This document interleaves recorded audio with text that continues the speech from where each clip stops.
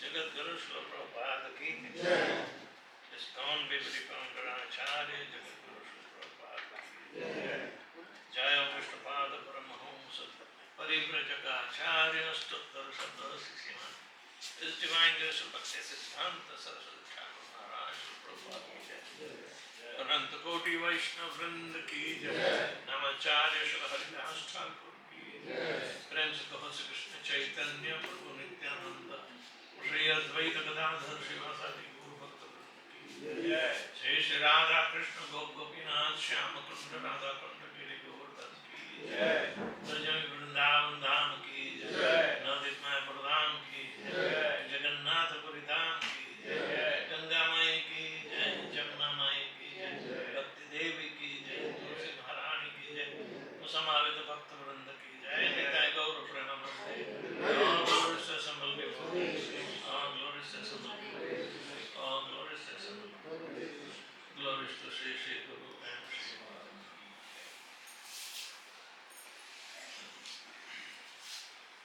आज हम श्री प्रभुपाद लीलामृत प्रकरण 13 जो बटलर पेंसिल्वेनिया में श्री प्रभुपाद जी का सारा कैसे उनका आदर तो करते थे लेकिन किसी भी प्रकार की मदद की अपेक्षा नहीं रखी जाती। तो प्रभुपाद जी ने सोचा कि यदि कृष्ण भावना का जो प्रचार होना तो न्यूयॉर्क जैसे बड़े शहर में ही हो सकता है। बटलर संकुचित जगह थी, जबकि बड़े शहरों में बहुत सारे देशों के रहवासी होते हैं। वहाँ किसी के प्रति ऐसा भेदभाव नहीं दिखाया जाता, जबकि काले गोरे का तो होता ही है। और अन्य हिंदू लोग भी आने लगे, भारतीय लोग भी आने लगे, वो कोकेशन कहलाते थे। कई लोग विशिष्टता से सफल हुए थे न्यूयॉर्क में। अपना उन्होंने व्यापार के ढंग से भी चला रखा है। योग काफी प्रचलित होता था वहाँ उस समय। इतनी मात्रा में तो नहीं लेते लेकिन लोग समझते थे। तो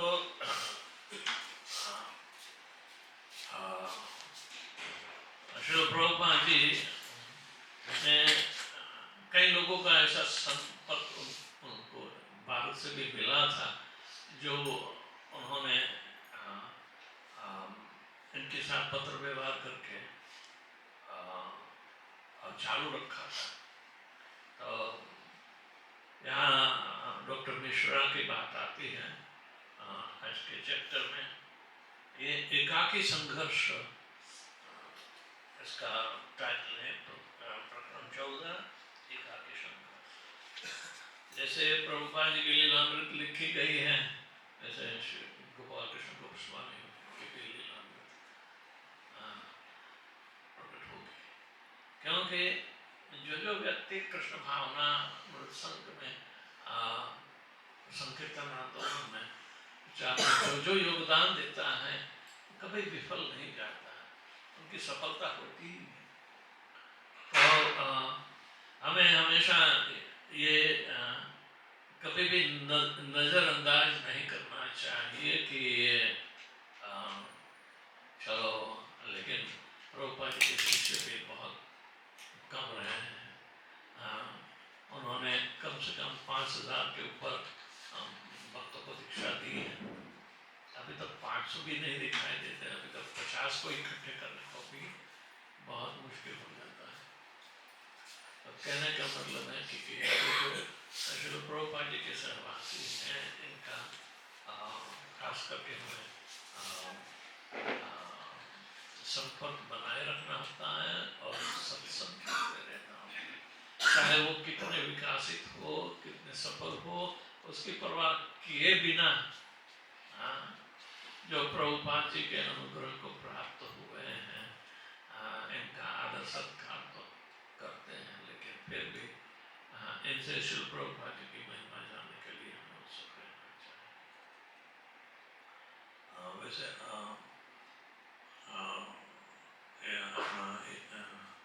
ये कृष्ण बलराम मंदिर संचालन का भी इन प्रवृत्तियों यानी हमें लाभ देने के लिए ऐसे प्रसंग प्रभुपाद जी की कथा इत्यादि सुनाते रहते हैं।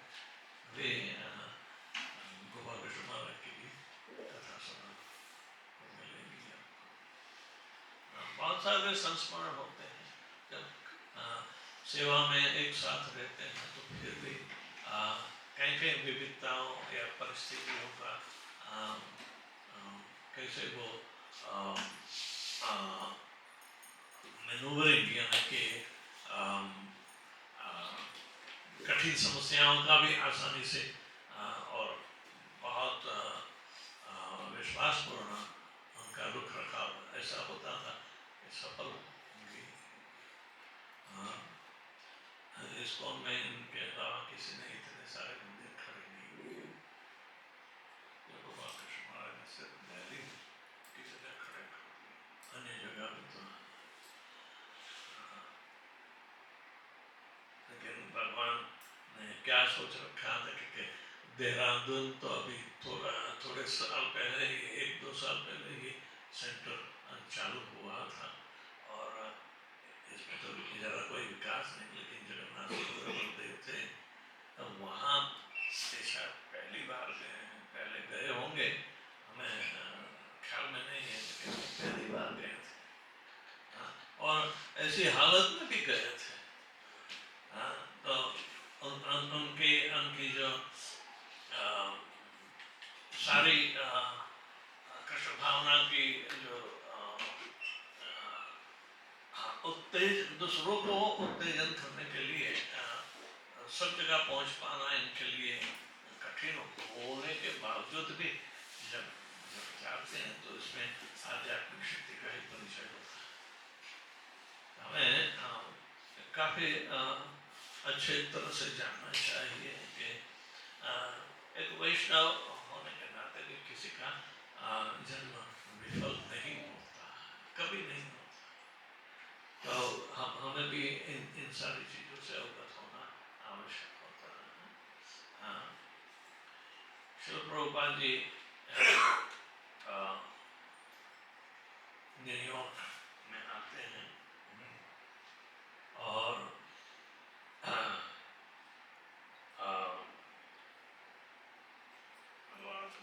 मिश्रा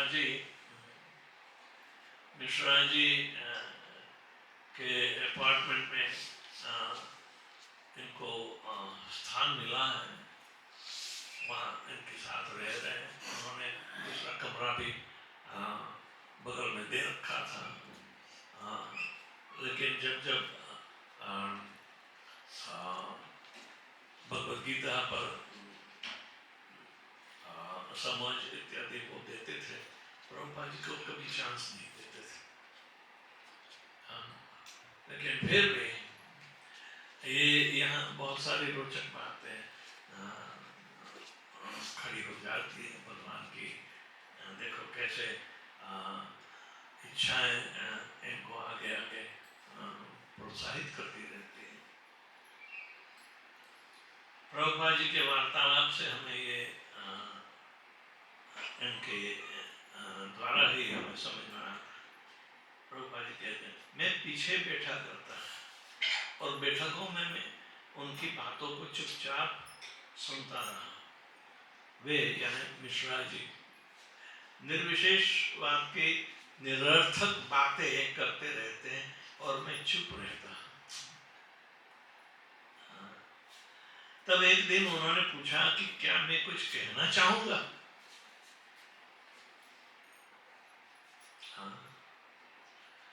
और मैं कृष्ण भावनामृत विषय के बारे में बोला।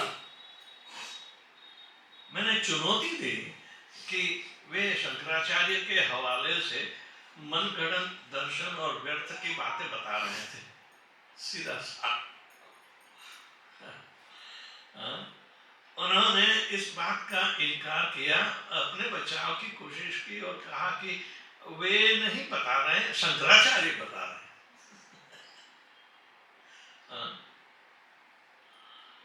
शंकराचार्य बता रहे हैं। मैंने कहा आप शंकराचार्य का प्रतिनिधित्व कर रहे हैं, बात एक ही है।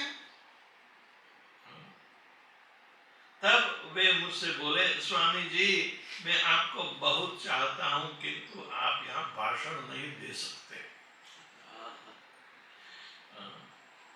परंतु यद्यपि हमारे दर्शनों में अंतर था और वे मुझे बोलने देने के लिए तैयार नहीं थे, तो भी मेरे प्रति कृपालु थे और मैं भी उनके प्रति मैत्रीपूर्ण था। ये सीधी सादी बात है। कोई अपना व्यापार तोड़ना नहीं चाहता है। स्वामी जी को कहा आप भी कुछ कहना चाहते हो, क्योंकि वो जानते हैं कि भगवद गीता के बारे में स्वामी जी यानी कि भक्ति की व्याख्या बोले, कृष्ण भावनामृत के बारे में ही बात करें। तो सीधा रहस्य स्फोट कर दिया कि आप निरर्थक शारीरिक भाष्यों पर दर्शन दे रहे हैं। तो कि मैं नहीं देता, वो तो शंकराचार्य देते हैं। तो यानी कि ये मेरा मंतव्य हो सकता है, नहीं भी हो सकता है, और फिर भी उसका ही प्रचार करने की आवश्यकता क्या है। तो प्रभुपाद जी इतनी चुनौतीपूर्ण बातें करते हैं, तो उसको स्पष्ट क्या कि स्वामी जी आप यहाँ भाषण नहीं दे सकते, तो मेरा व्यापार बंद हो जाएगा। ये डॉक्टर मिश्रा मायावादी थे, लेकिन भगवद गीता का इसी तरह उनके सो-कॉल्ड अनुयायियों को बता रहा है।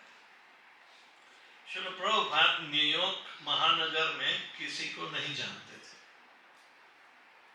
किंतु हाँ डॉक्टर राममूर्ति मिश्र से उनका संपर्क था।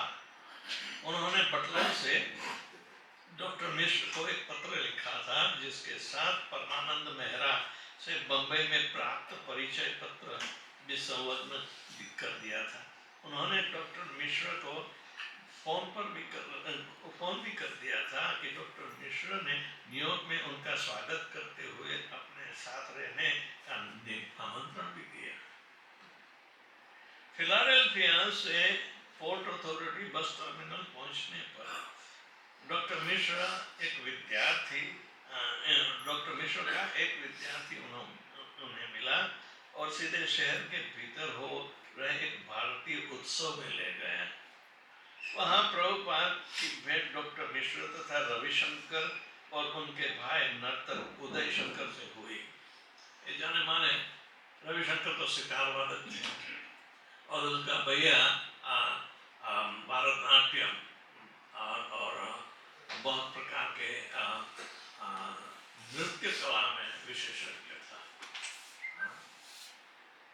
तो इनसे मुलाकात हुई। तब प्रभुपाद डॉक्टर मिश्र के साथ हडसन नदी के तट पर स्थित उनके घर 33 रिवरसाइड ड्राइव गए।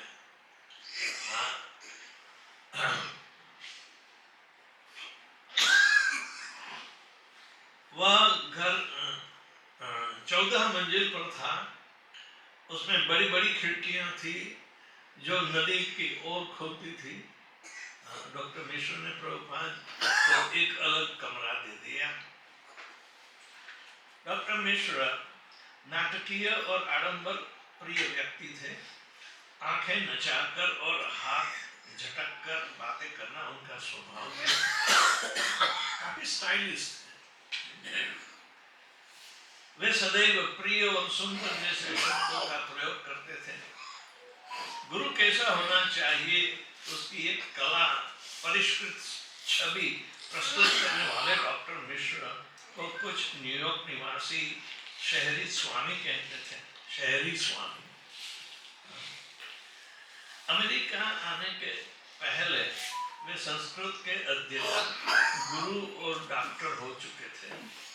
वे कई पुस्तक लिख चुके थे, जैसे the text book of the योग साइकोलॉजी एवं अद्वैत दार्शनिक शंकर की शिक्षाओं के पर आधारित self analysis and self knowledge संयुक्त राज्य में आने पर, यानी यूनाइटेड स्टेट्स को संयुक्त राज्य कहते हैं, तो वहाँ आने पर उन्होंने अपना डॉक्टरी व्यवसाय जारी रखा, किंतु जब कुछ लोग उनके शिष्य होने लगे तब उन्हें डॉक्टरी का व्यवसाय बंद कर दिया।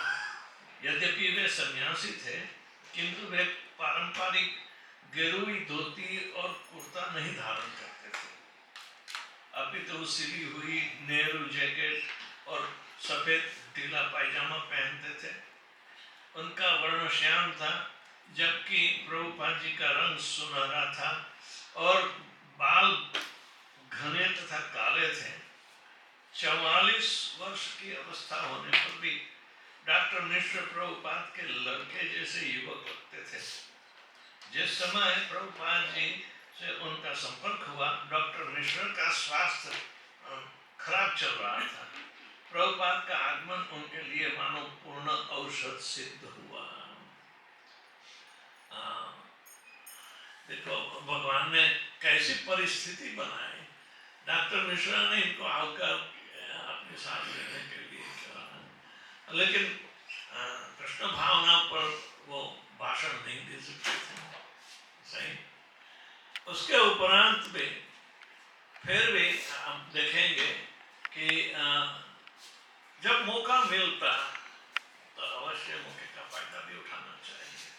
तो प्रभुपाद जी इन सारी चीजों से पूरे कुदरती रूप से ही एक विशुद्ध भक्त भगवान पर नजर डालकर ही सारा कुछ सहन कर लेता है और मौके का फायदा भी उठा सकता है। इसमें कोई आपत्ति नहीं।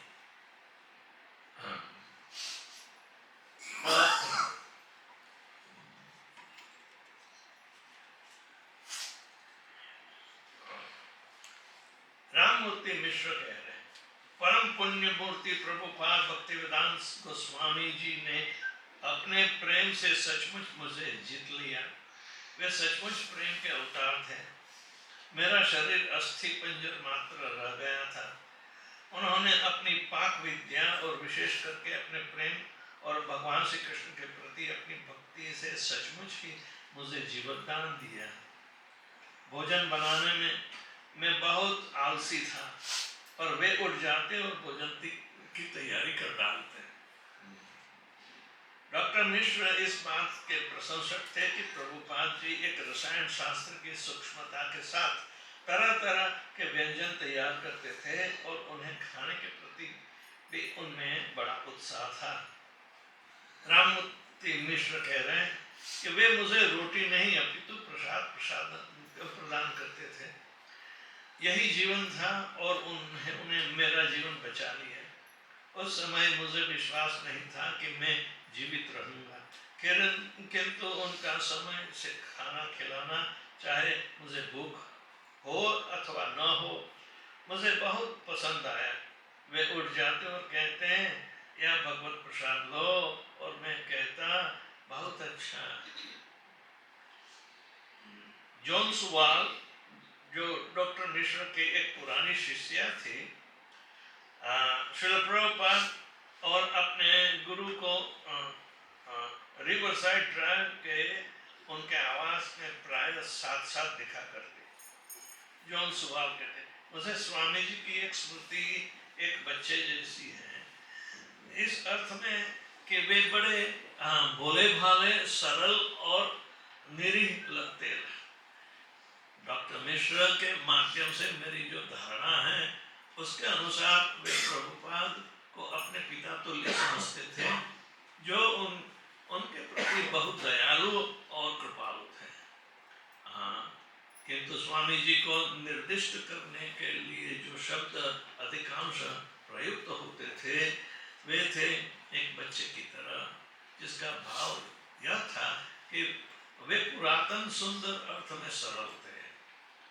जब पहली बार स्वामी जी से मेरा परिचय कराया गया, उस समय डॉक्टर मिश्र ने कहा था कि वे बहुत पुण्यशाली पुरुष हैं बहुत धार्मिक और भगवत भावनामृत में निमग्न है। देखो एक मायावादी भी प्रभुपाद जी की विशुद्ध भक्ति का अनुभव कर रहा है। तो ये प्रसंग चैतन्य महाप्रभु जब वाराणसी में मायावादियों के बीच में थे तब उनको जैसा अनुभव हुआ, डॉक्टर मिश्रा और ये जॉन और उसकी सेक्रेटरी जैसे उसको भी होता। तो संग मात्र से साधु संग, लव मात्र साधु संग सर्वसिद्धि हुआ। वो लोग भक्ति के बारे में प्रशंसा करने लगे। प्रभुपाद जी से एक भक्त की सराहना करना बहुत बड़ी बात है, और वो भी मायावादी के मुख से। तो इसमें दो राय नहीं है।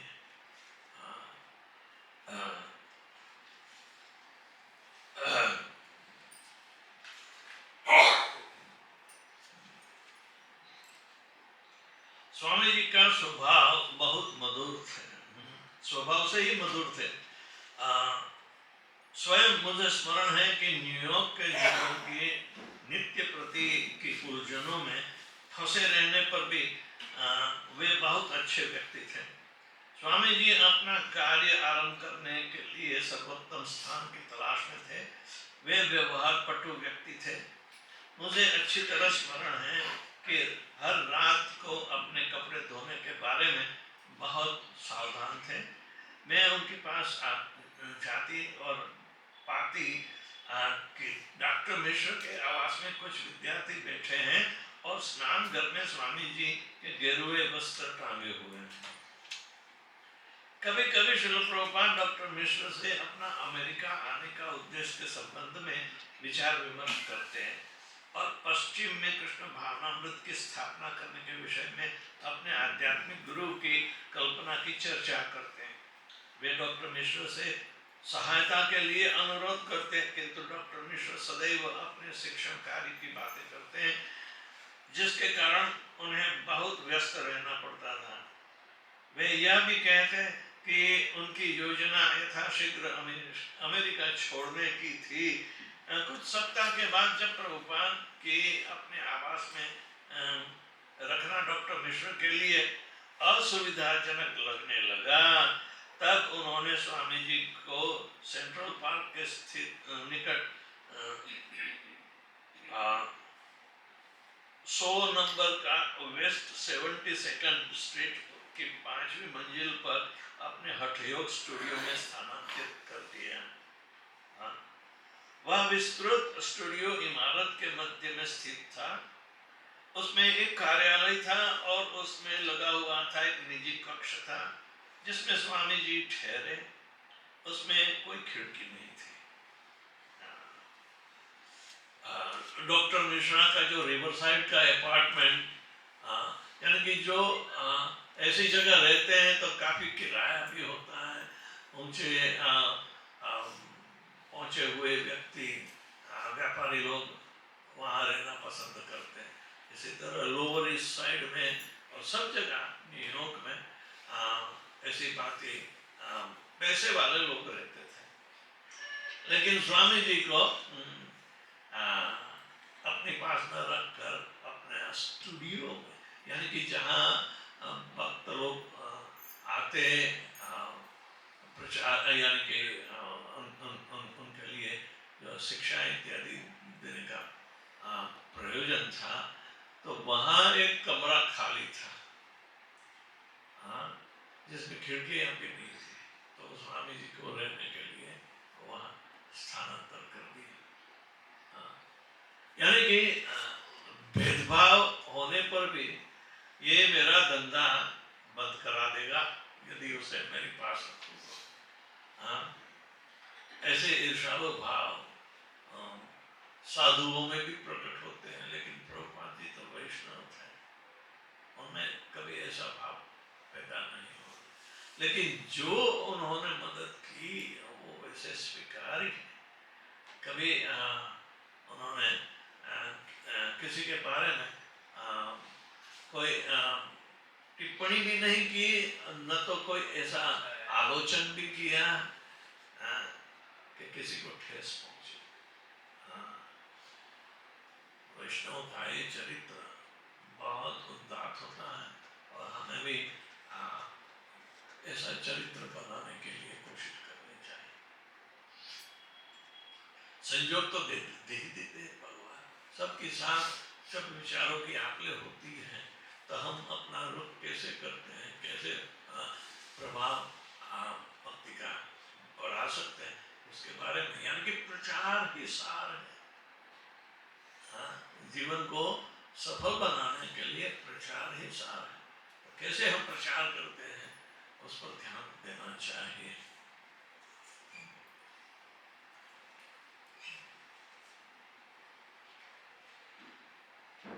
दार्शनिक दृष्टि से प्रभुपाद से सर्वथा भिन्न मत रखने वाले डॉक्टर मिश्र ब्रह्म अथवा परम सत्य के निर्गुण पहलू को सर्वोपरि मानते थे। प्रभुपाद वैदिक आस्तिक दर्शन का अनुसरण करते हुए कि परम सत्य का पूर्ण ज्ञान सगुण है, सगुण रूप अथवा भगवान की श्रेष्ठता पर बल देते हैं। भगवद गीता का कथन है कि निर्गुण ब्रह्म सगुण ब्रह्म के अधीन है और वह उनसे वैसे ही उद्धृत होता है जैसे सूर्य ग्रह से सूर्य की किरणें।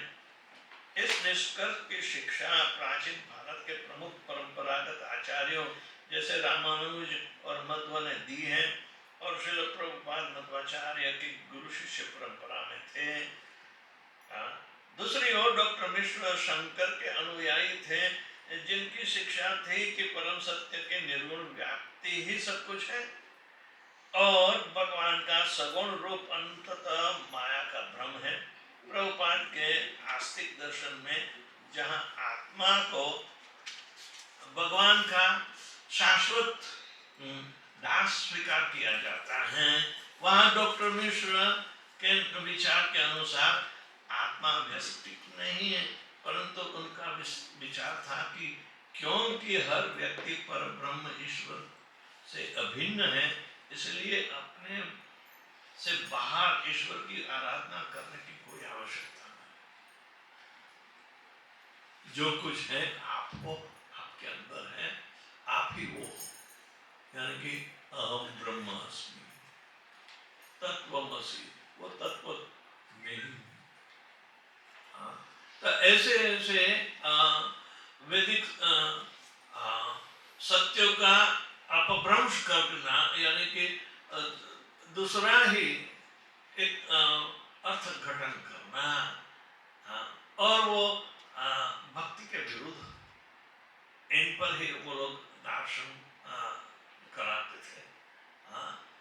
शंकराचार्य का दर्शन, यानी कि इनके अनुयायी भी ऐसे भक्ति के बारे में कुछ नहीं सुनते।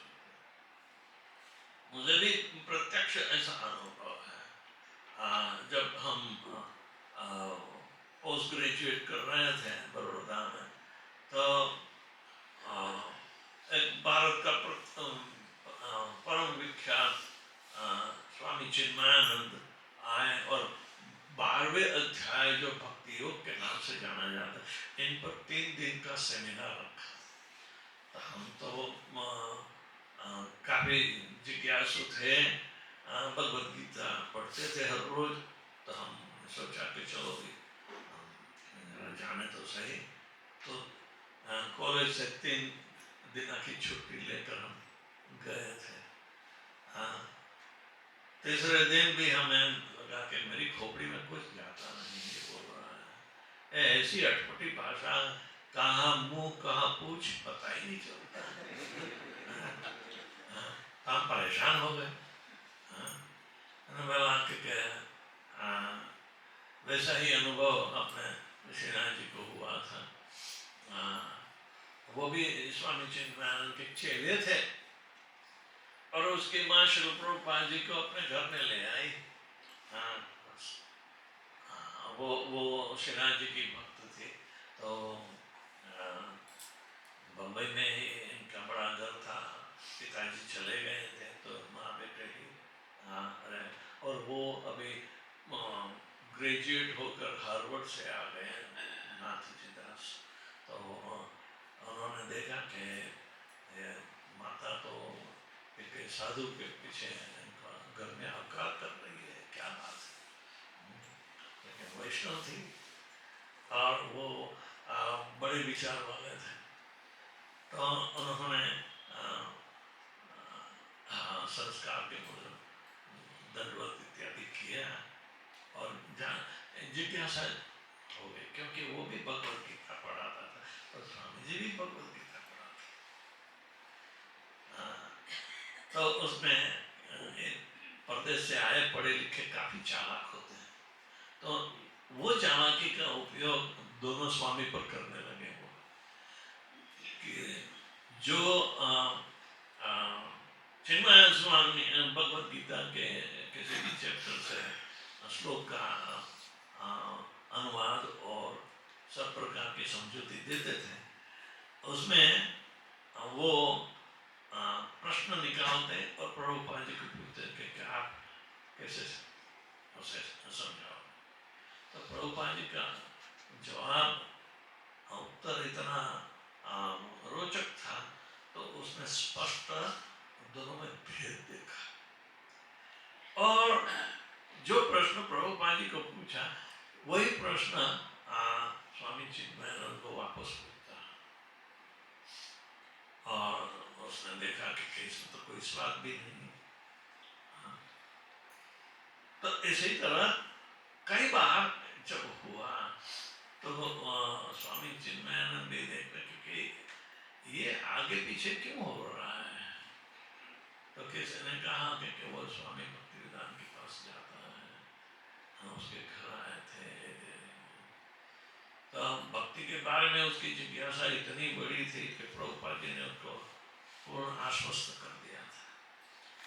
और स्वामी चिन्मयानंद के पास जाते तो वो प्रश्न करता है, तो एक दिन कबूलात हो गई उसकी कि भैया देख, हम ज्ञान मार्गी है, तुझे यदि भक्ति सीखना है तो स्वामी प्रभुपाद जी के पास ही जा। तो उसने कहा थैंक यू वेरी मच तो निकल आए, बाद कभी गए भी नहीं। ऐसी हालत है कि जो निर्गुण तत्ववादी होते हैं, मायावादी होते हैं, उन लोगों की समझ एकदम 180 डिग्री दूसरी दिशा में ही होती है। तो प्रभुपाद जी न्यूयॉर्क में कम से कम अपनी कोई विद्वत्ता का प्रदर्शन नहीं कर रहे थे, पर एक अपने सारे वैष्णव चरित्र का उन्होंने प्रदर्शन किया। विद्वत्ता तो दूसरी है, वो अनायास ही भक्ति के बारे में बोलते तो भगवान ने तो भक्ति की पुष्टि की है। तो इसमें भगवत गीता के कोई भी तात्पर्य से इनको ये नहीं महसूस होता कि ये गलत बोल रहे हैं। भगवान के भक्त को पूर्ण आश्वस्तता से भक्ति का ही प्रचार करना होता है, ज्ञान का कोई प्रचार करने की आवश्यकता होती है। इसी तरह ये डॉक्टर मिश्र का कहना था कि हर वस्तु एक है, वस्तु में बाहर से विविधता होती है, अंदर से कुछ नहीं होता। नहीं, प्रभुपाद जी के प्रभुपाद ने प्रतिवाद करते हुए कहा, यदि हम में से हर व्यक्ति परब्रह्म है तो वह परब्रह्म इस भौतिक जगत में क्यों कष्ट पा रहा है। जन्म मृत्यु जरा व्याधि एक ब्रह्म को क्यों होता है। यदि आप ब्रह्म हो, बुढ़ापा क्यों आया।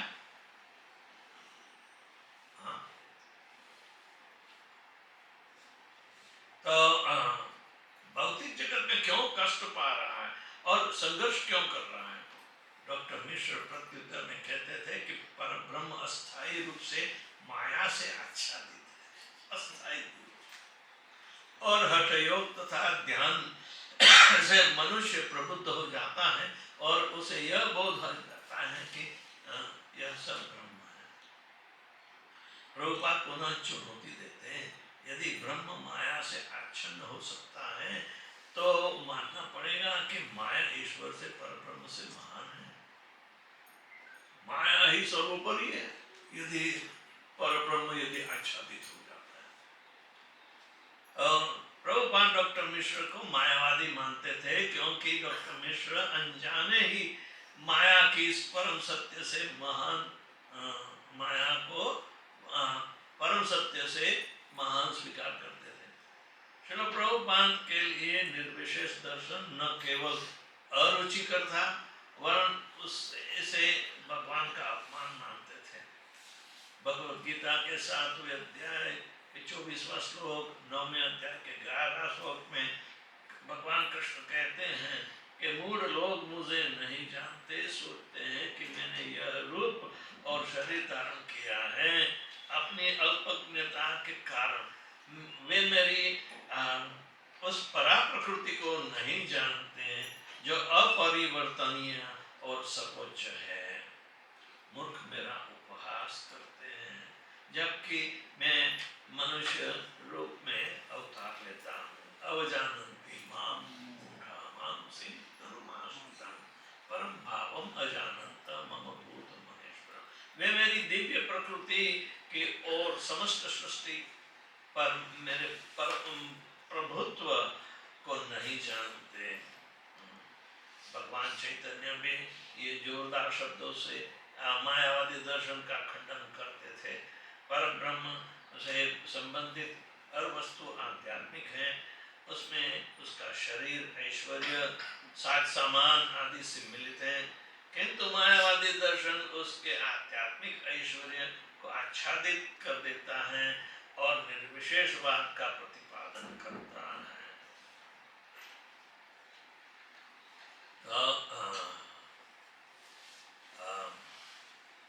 एक और पैराग्राफ पढ़ सकते हैं, बाद में चर्चा करेंगे। अमेरिका आने के पूर्व श्रील प्रभुपाद ने भागवतम के तात्पर्य में लिखा था कि महत्वाकांक्षी मायावादी दार्शनिक परमेश्वर की सत्ता में लीन हो जाना चाहते हैं। मुक्ति के इस रूप का अर्थ मनुष्य की व्यक्तिगत अस्तित्व का निषेध है। दूसरे शब्दों में यह एक प्रकार की आध्यात्मिक आत्महत्या है। यह भक्ति योग के दर्शन के नितांत प्रतिकूल है। भक्ति योग बद्ध जीव को अमरता प्रदान करता है। यदि कोई मायावादी दर्शन का अनुगमन करता है तो वो अपना भौतिक शरीर त्याग करने के बाद अमरता प्राप्त करने का अवसर खो देता है। चैतन्य महाप्रभु के शब्दों में मायावादी कृष्ण अपराधी, मायावादी शून्यवादी भगवान कृष्ण के प्रति सर्वाधिक अपराधी हैं। इस प्रकार चैतन्य महाप्रभु का यह निष्कर्ष था कि शंकर का भाष्य सुनने मात्र से मनुष्य का संपूर्ण आध्यात्मिक जीवन नष्ट हो जाता है। डॉक्टर मिश्र शंकर के दर्शन के साथ अपने तादात्म्य से संतुष्ट थे और प्रभुपाद की उनके भगवान श्री कृष्ण और भगवद गीता पर रहने देना चाहते थे, किंतु प्रभुपाद ने स्पष्ट किया कि शंकर भी मानते थे कि परब्रह्म श्री कृष्ण या नारायण भौतिक जगत से परे नित्य विद्यमान है, इसीलिए वे दिव्य पुरुष हैं, नारायणों परो व्यक्ता। तो यहाँ हमें समझने को मिलता है कि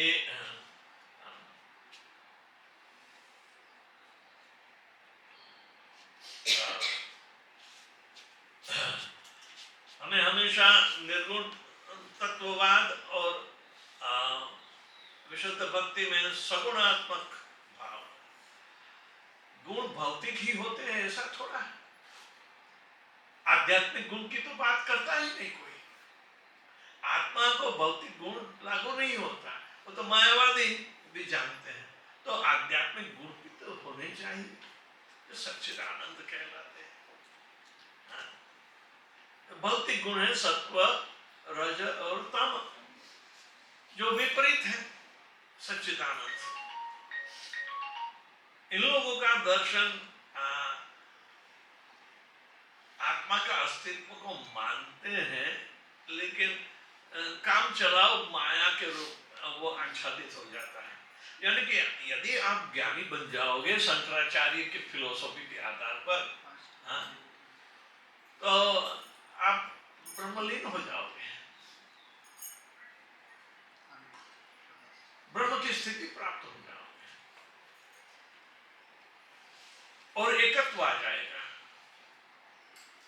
लेकिन चैतन्य महाप्रभु कहते हैं कि ये पक्ष अपराधी पक्ष है,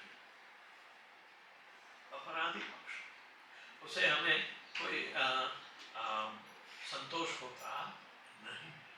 तो ये जो फिलसफी है आदिशंकर की, वो जानने की आवश्यकता होती है, बहुत इसमें अभ्यास की आवश्यकता नहीं। तो क्या भेद है वो तो हमें जानना ही चाहिए।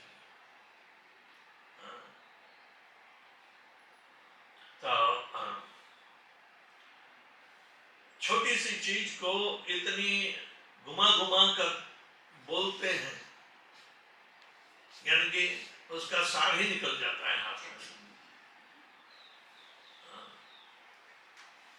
यदि एक शब्द का जो अर्थ है उसे अलग भी अर्थ होता है, आप अलग अर्थ से भाष्य करोगे, समझौती दोगे, तो कितने प्रकार से आप अलग अलग बातें बताओगे।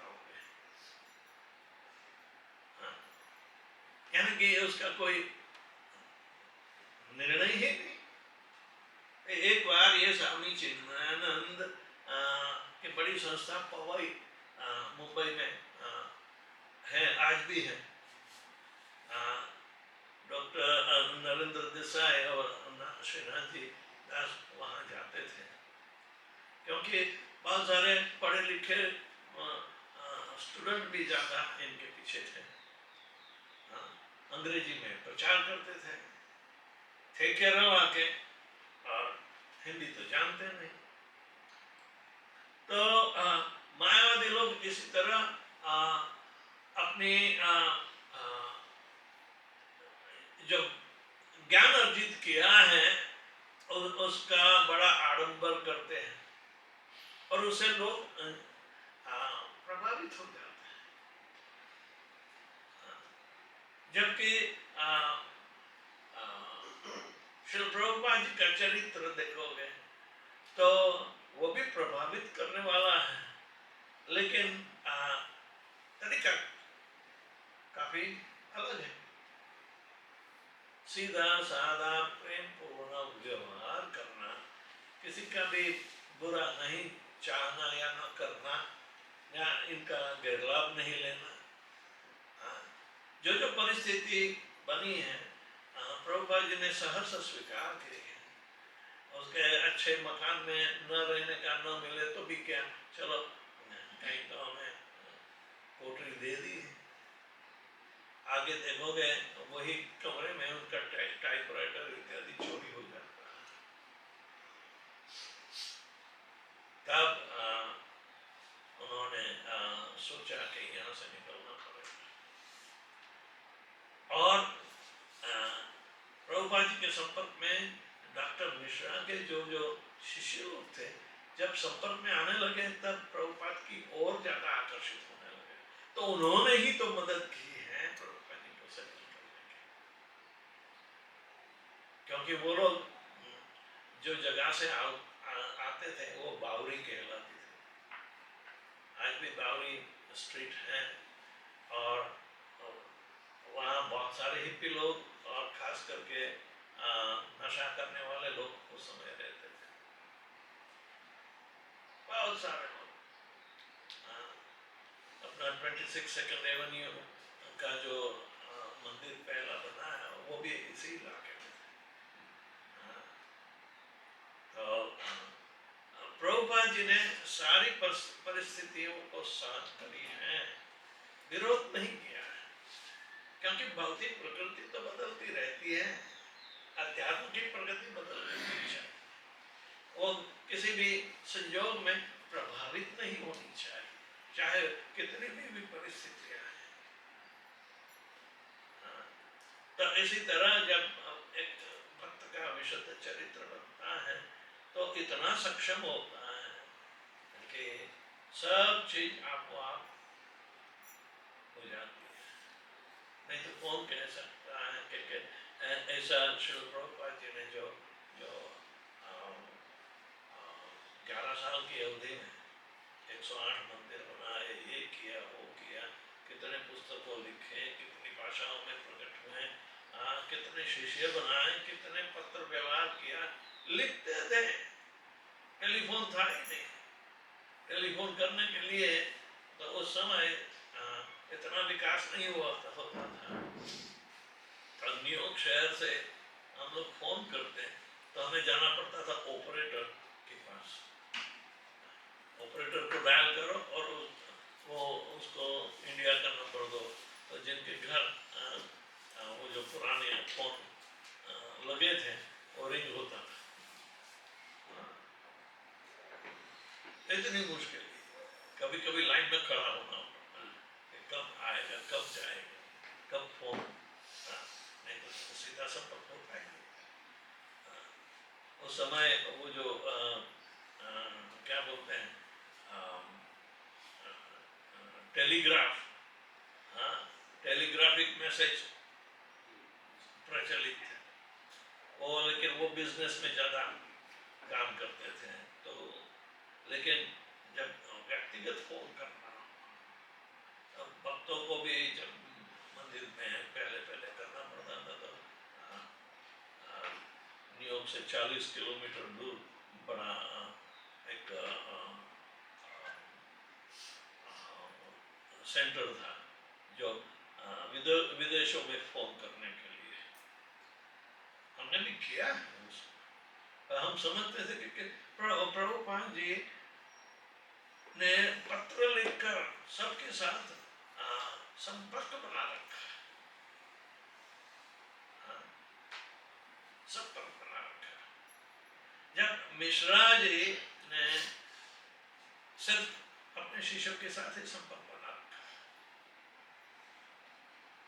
और बिजनेस संपर्क होगा तो दूसरों के साथ होगा, क्योंकि पहले काम कर चुके हैं, डॉक्टरी भी कर चुके हैं।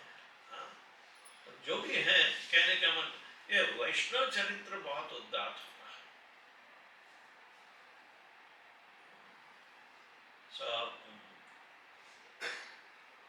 जो भगवान ने सवलत दी, सबका सदुपयोग कर रहा है। नहीं तो संपर्क बनाए रखने में आपके पास यूट्यूब हो, देश हो, फिर भी कम पड़ता है। जबकि प्रभुपाद जी ने कितने 6000 पत्र लिखे हैं, 6000, 11 साल।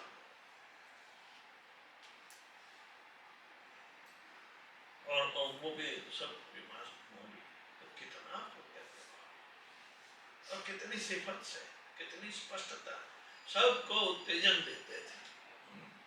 जो प्रभुपाद जी के साथ व्यक्तिगत संपर्क रखता है।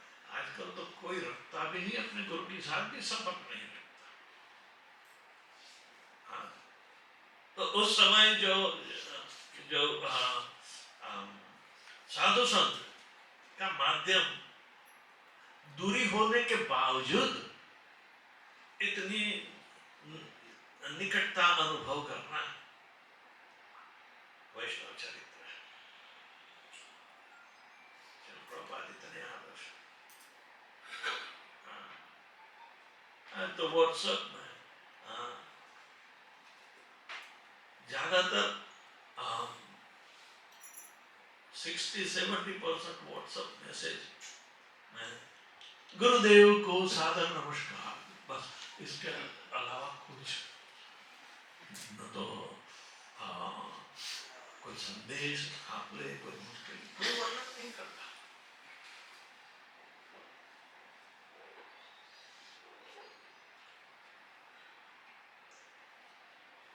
ये श्रील प्रभुपाद जी की सबसे बड़ी खासियत है। अपने आप को दे चुके हैं, और भक्त लोग भी ऐसा ही महसूस करके इतनी निकटता में कहीं देखी नहीं। किसी को कोई प्रश्न है?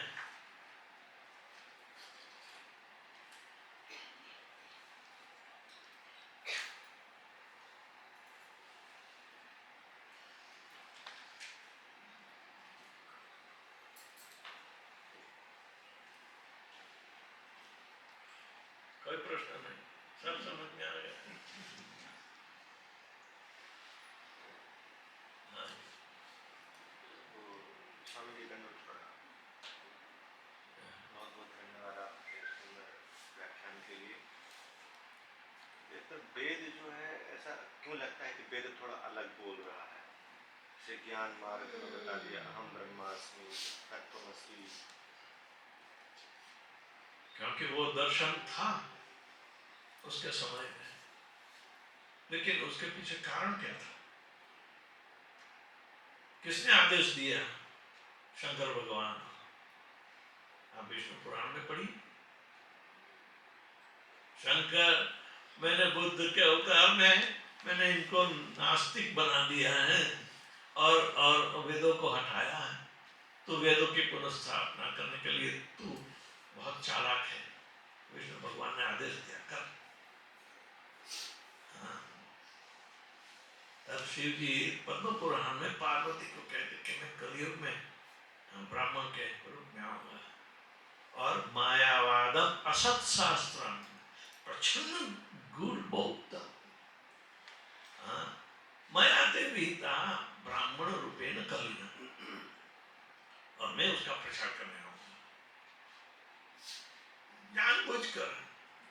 हाँ, नहीं, भगवान का आदेश है, ये इनकी सेवा है। इसीलिए तो भज गोविंद मूल मते ये सारी भाष्य के अंत में भी लिख गए कि मूर्खता छोड़ो, व्याकरण की अटपटी भाषाएं छोड़ो, भज गोविंद